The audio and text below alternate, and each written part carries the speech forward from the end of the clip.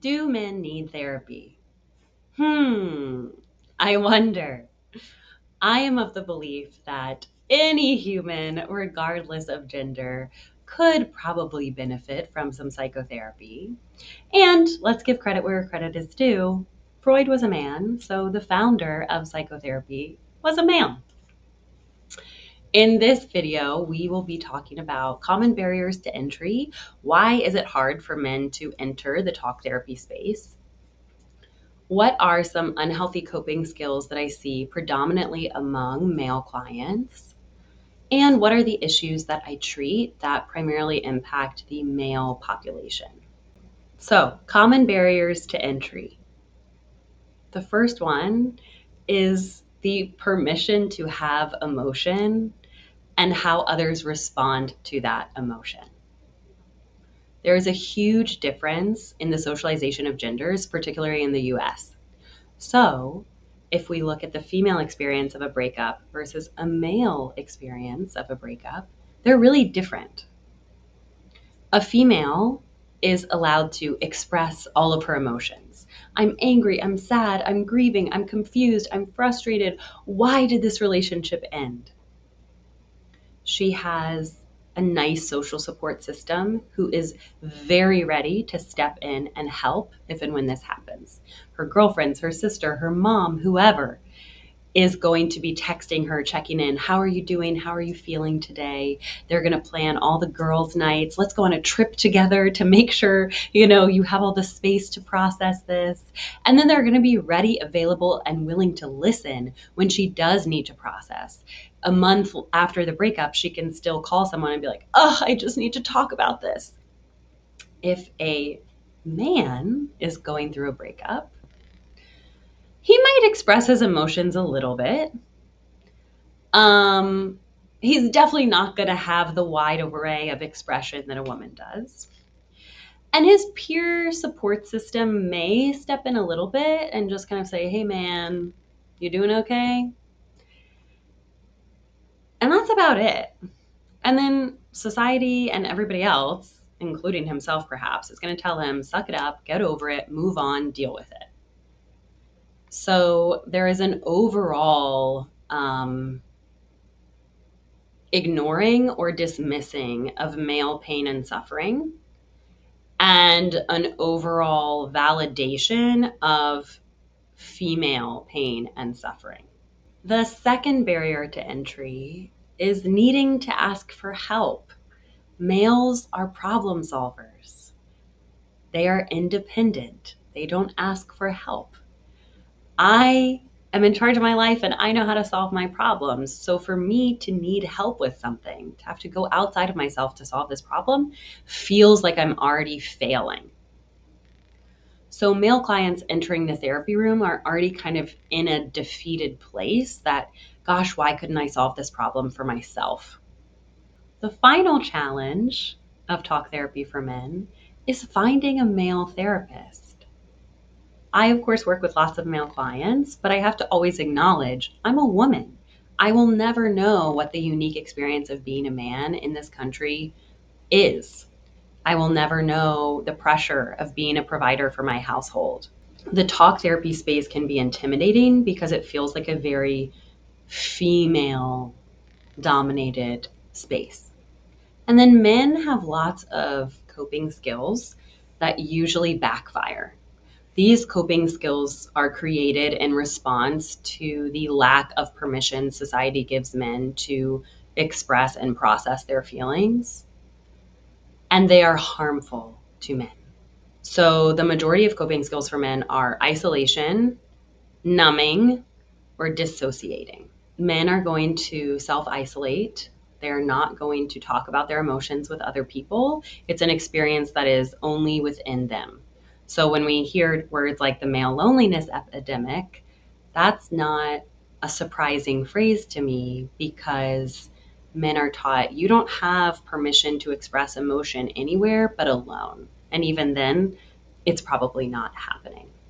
There's also usually a high amount of numbing that males do in response to their emotions. So instead of validating them, wow, gosh, you must really be struggling right now, it is, I'm going to smoke weed immediately so I don't feel this distress in my body. So lots of alcohol use and lots of smoking weed to numb the emotional experience. And finally, dissociation. This is usually the most common coping skill that a man is coming to me to deal with. The first is video games. We learn that when we're kids, right? I'm 7 years old. I'm having behavioral issues. I know my parents are mad at me. Let me just escape from this reality and go into another one. Yay, Mario Kart, where I can be successful, I can win, whatever, right? So we see video games being used a lot more in males than females. And that is because it's completely escaping and detaching from reality and entering this whole other virtual world where you can succeed. And then as we age, or maybe at this point, not as we age, it might be coming up at the same time as video games, we're going to start watching pornography. Because again, if I'm failing in the real world with women, processing my emotions, getting the job I want, doing well in school, whatever, I can escape from that painful reality and go into a world where I have access to any woman that I want. I can masturbate for hours on end and there are no consequences, and I can actually feel good. Again, all of this to say, women have a lot more permission in the real world to experience and express their emotional state. And men have to find other worlds to exist in to handle their emotions. So, escaping to video games, escaping to pornography, or smoking weed to numb the pain are the dominant coping skills I see in my male clients. Issues that I treat when working with men. So, first, we're usually trying to build out some additional coping skills besides numbing and dissociating. So, that starts with embodiment, being grounded in your body, actually feeling the uncomfortable sensations. My stomach hurts, there's tightness in my chest. God, my shoulders are up in my ears.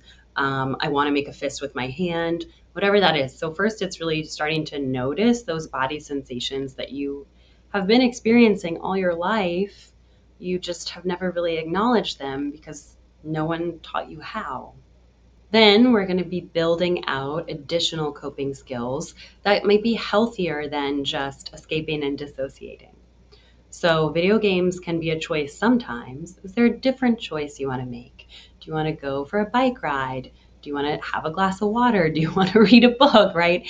Or do you want to just sit with your emotions for a bit and acknowledge them? Do you want to call your friend? Do you have any buddies that you could actually talk to about your feelings with? I know that your friends want to be there for you, but it's just a matter of asking them. And then finally, there is some level of expressing that emotional state, right? Once I know, hey, I'm in distress, I'm suffering in some way. Now let me tell you about this distress I am in. And then let me actually make an ask of you around this distress. So, hey, I'm feeling really lonely. Can we make dinner plans, please? And finding those male groups that exist to help you through the issue. And then issues that I treat that are unique to men. So, porn consumption, I don't call it addiction, but porn consumption, it's definitely a coping skill. Um, some guys prefer to go cold turkey as we build out additional coping skills, where some guys still use it every now and then, but we're still focusing on healthier coping skills that are moving them towards who and what they want to be, rather than just further moving them towards isolation and porn consumption as the only emotional regulation technique they have.